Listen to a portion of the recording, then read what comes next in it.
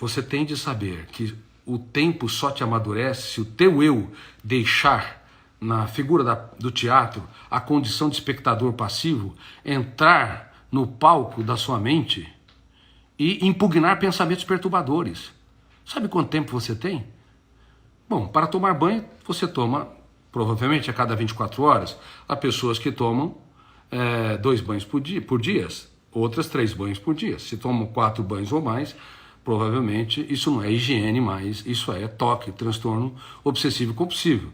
Eu já tive pacientes que tomavam 40 banhos por dia. Bom, o toque, o transtorno obsessivo compulsivo, asfixia o prazer de viver, a alegria, faz com que as pessoas tenham uma série de rituais para aliviar seu nível de ansiedade, que nunca é aliviado. Por exemplo, há pessoas que vão no shopping e tem que percorrer 3 vezes todo o shopping para entrar numa loja, para comprar um produto, ou está num trânsito infernal de São Paulo, passa por um viaduto, tem que circular 3 vezes, por algumas dezenas de minutos ou até horas, para depois ir para casa, porque se não forem, se não fizerem esse ritual, acham que alguém vai morrer, ou vai acontecer um desastre, um acidente na sua vida. Isso é toque, transtorno obsessivo compulsivo, e é muito comum. Só que quando uma pessoa tem toque, ela tende a aprender a gerenciar seus pensamentos. Não adianta apenas tomar antidepressivos, em alguns casos nós damos, e tranquilizante. Tende a aprender todos os dias a impugnar pensamentos perturbadores. Mais uma vez eu te faço a pergunta: sabe quanto tempo você tem para evitar que um pensamento perturbador seja registrado e uma vez registrado você não consegue deletá-lo mais, a não ser reeditá-lo?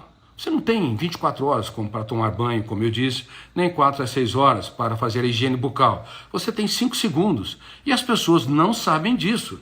Se você produzir uma ideia de que alguém vai morrer na sua família, ou de que você vai ter um problema futuro, vai perder o seu emprego, ou de que as pessoas não gostam de você, ou que você tem complexo de inferioridade, não consegue encantar os outros, ou que você não se acha uma pessoa bonita dentro do padrão tirânico de beleza, você tem 5 segundos para discordar deles. Eu discordo, eu confronto, eu não sou escravo desse pensamento. Você não precisa usar a voz, mas você tem de usar o pensamento contra pensamento. O teu eu tem de gerir a emoção. O teu eu tem de reciclar o seu lixo mental, senão ele é registrado e não pode ser mais deletado. Mas vejam bem, na era da humanidade estressada, na era da síndrome do pensamento acelerado, as pessoas inacreditavelmente não sabem intervir na sua psique.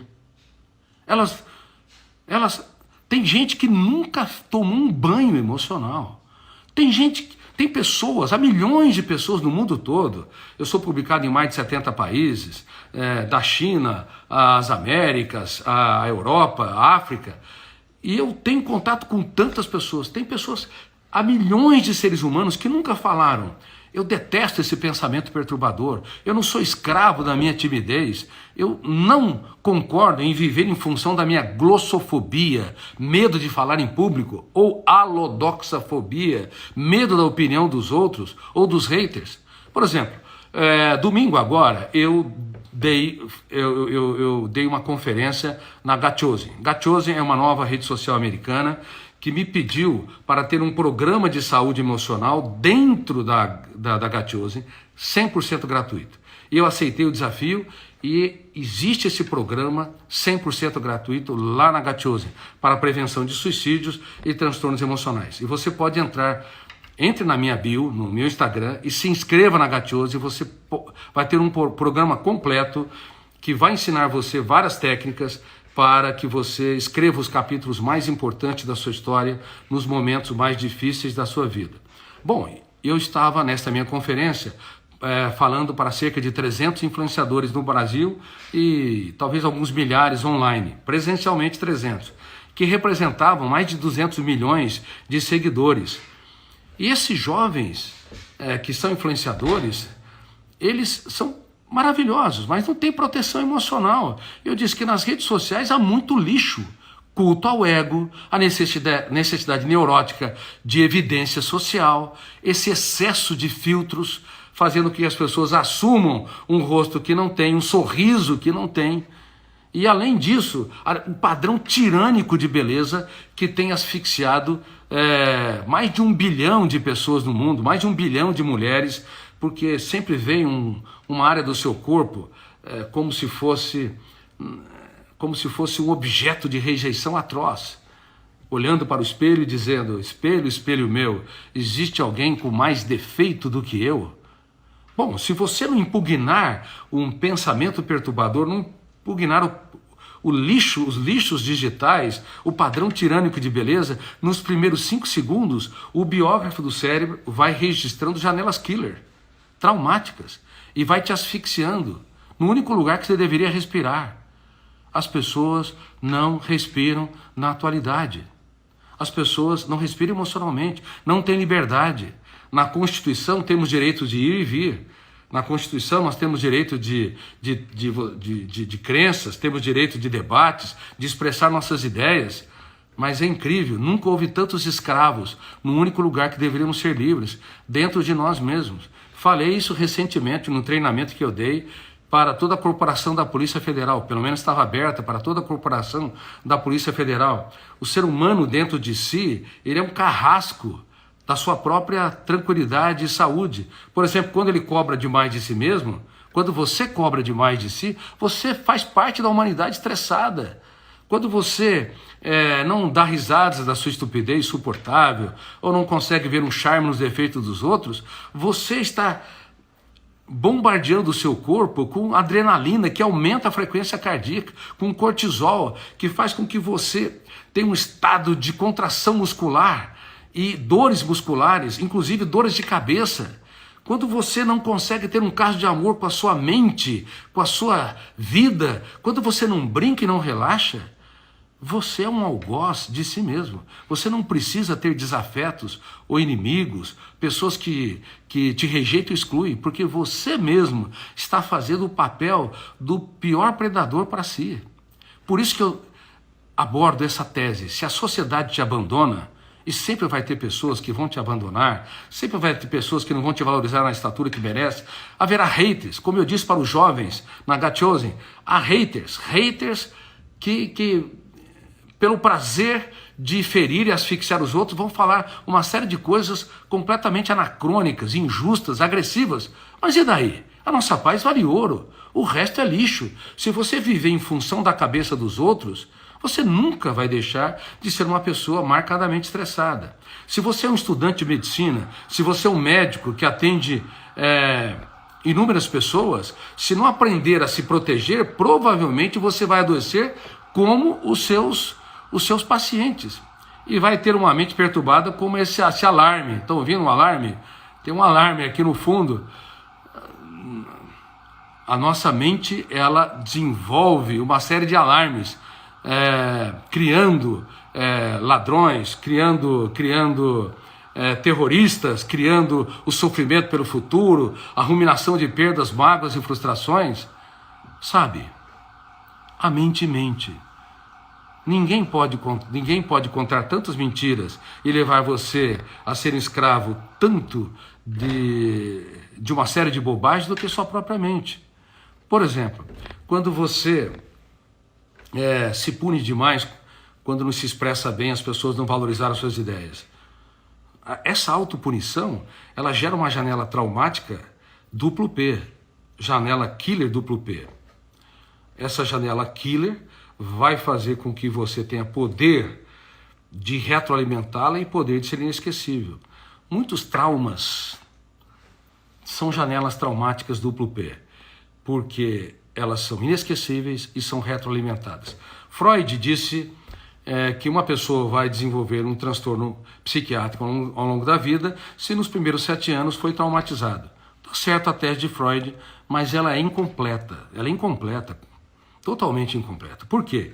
Mesmo que você não tenha tido uma infância traumatizada, uma adolescência asfixiante, mesmo que não, se você está na vida adulta e um amigo te traiu, ou a tua namorada ou teu namorado te decepcionou, te frustrou, ou você perdeu o emprego, passou por uma crise num relacionamento interpessoal, Naquele exato momento, o biógrafo do cérebro registra uma janela traumática. E se você não impugnar, discordar e confrontar, dizendo que você deve ser livre e não escravo do trauma, da traição, da rejeição, se você não atuar como autor da sua própria história, o registro será superdimensionado. Mas o problema não é o registro original, como Freud pensava, e muitos cientistas da área de psicologia. O problema é a retroalimentação do trauma. É você ir no lixo do passado e ruminar esse lixo. Vou dar um exemplo. Tente excluir uma pessoa que te machucou e te feriu. Sinto muito. Ela vai dormir com você e perturbar o sono. Porque a rejeição, a exclusão, a negação, que são ferramentas que sempre a humanidade utilizou, não funciona. Não funciona. Se você negar uma pessoa, negar um problema, se você rejeitar uma circunstância, um fracasso que teve, rejeitar, pensar e refletir e se reinventar, se você quer fugir das pessoas que de alguma forma te estressam, te machucam, toda atitude sua de rejeição, negação, de exclusão vai fazer com que o biógrafo do cérebro registre de maneira privilegiada a janela killer, tornando-se duplo P, poder de ser inesquecível e poder de ser lida e relida.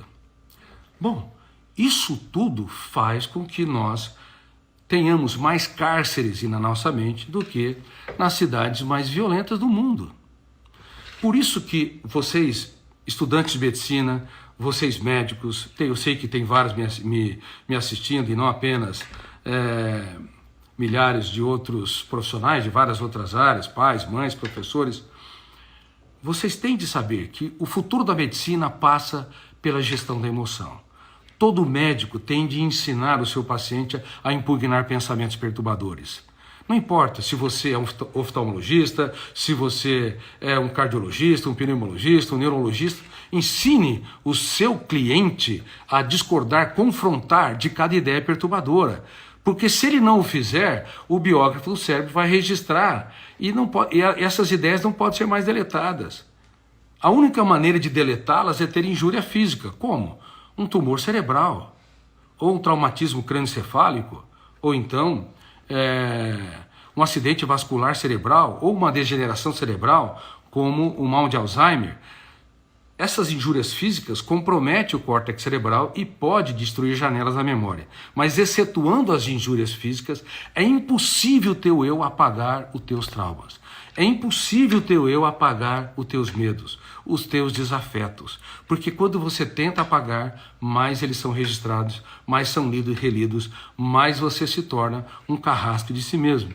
Então, médicos têm de ser preparados não apenas para atuar nos sintomas físicos, mas também atuar no psiquismo. E não pense que só psiquiatras. Eu treino profissionais de saúde mental, treino inúmeros psicólogos, mas não pense que só psicólogos e psiquiatras devem trabalhar gestão da emoção. Cada ser humano, cada profissional, cada educador, cada médico tem de trabalhar a gestão da emoção. Se você falar para um paciente que ele pode impugnar, reciclar pensamentos perturbadores, você nem imagina como ele vai se proteger. Porque muitos pacientes, por exemplo, que estão com câncer, eles antecipam uma morte que pode nunca ocorrer. Ou uma pessoa que está com um problema cardíaco, por exemplo, uma extracístole ventricular, contrai uma vez, duas vezes quase que ao mesmo tempo, quase que simultaneamente, e dá uma ideia de falha. E muitas pessoas que têm esse sintoma e que não é tão grave, embora seja um pouco perturbador, mas fisicamente não é tão grave, o problema é que as pessoas que têm sintomas físicos, elas acham que vão desenvolver uma doença mais grave e vão morrer. Muitas pessoas têm nó na garganta, aperto no peito, acham que vão fechar os seus olhos para a vida.